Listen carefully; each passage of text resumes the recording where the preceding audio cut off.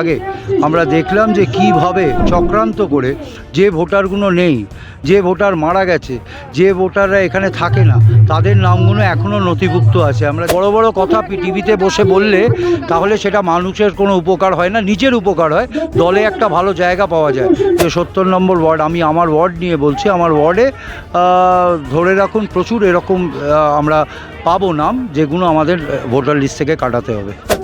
নিত্য দৈনন্দিন 365 দিন মানুষের সঙ্গে থাকি, মানুষের পাশে থাকি। এই রাজ্যে ভুয়ো ভোটার নিয়ে সরব হয়েছিল আগে বিজেপি, এবার এই রাজ্যের শাসক দল অর্থাৎ তৃণমূল কংগ্রেসও একেবারে তৎপর ভুয়ো ভোটার ধরতে। তার জন্য একেবারে কোর কমিটি গঠন করে যাতে বৈঠক করে তাতে বলা হয়েছে যাতে ভুয়ো ভোটারদেরকে ধরা হয় এবং তার মোতাবেক কাজ শুরু হয়েছে।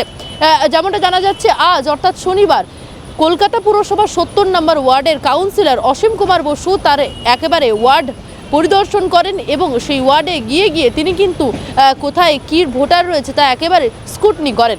কি বলছেন ঠিক এই বিষয়ে এই 70 নম্বর ওয়ার্ডের কাউন্সিলর অসীম কুমার বসু আপনাদের শোনাবো। দেখুন, আমরা স্ক্রুটিনিতে নেমেছি আজ থেকে 70 নম্বর ওয়ার্ডে এবং বিভিন্ন জায়গায়। আপনারা জানেন মেয়র সাহেব তিনিও নেমেছেন, বিভিন্ন জায়গায় নেমেছেন।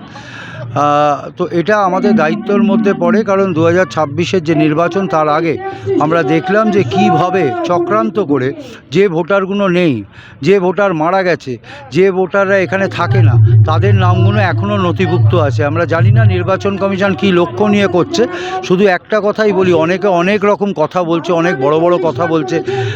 তো তাদের জন্য বলি যে আমরা নিত্য দৈনন্দিন 365 দিন মানুষের সঙ্গে থাকি, মানুষের পাশে থাকি।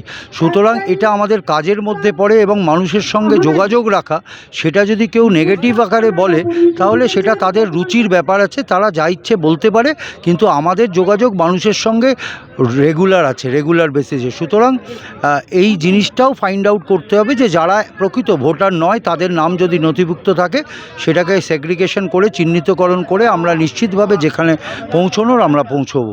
আজকে তো আপনি আপনার ওয়ার্ডে ঘুরলেন এবং সেখানে গিয়ে কি ঠিক বহু ক্ষেত্রে দেখলাম যারা 2-3 বছর আগেও মারা গেছে তাদের নামগুলো এখনও রয়ে গেছে। বহু জায়গায় দেখলাম যারা এখানে থাকেন না, ভিন্ন জায়গায় চলে গেছেন, এখানে আর আসেন না, তাদের নামও আছে। প্রায় একটা পার্ট করতে গিয়ে দেখলাম সেখান থেকেই প্রায় বেরোলো 30-35টা নাম, তার বেশি হবে। আমরা সেগ্রিগেশনটা চলছে এখন।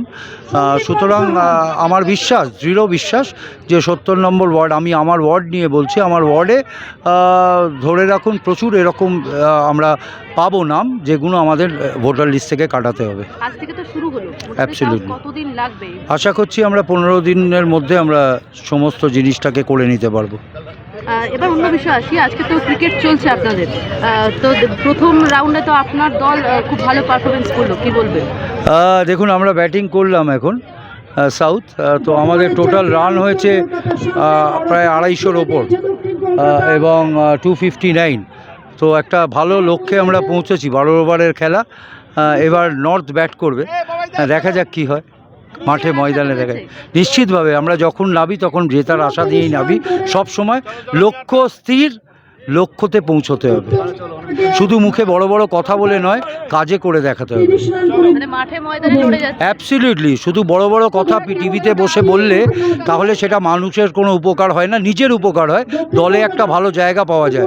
যারা এই কাজটা করছেন বুঝতেই পাচ্ছেন নিশ্চিতভাবে তারা মানুষকে ছোট করার কাজ করছেন। তাকে বলবো যে শিক্ষাটা কিন্তু এটা নয়, শিক্ষাটাকে ঠিক করতে হবে, তাহলে কোনো মানুষকে ছোট করুন।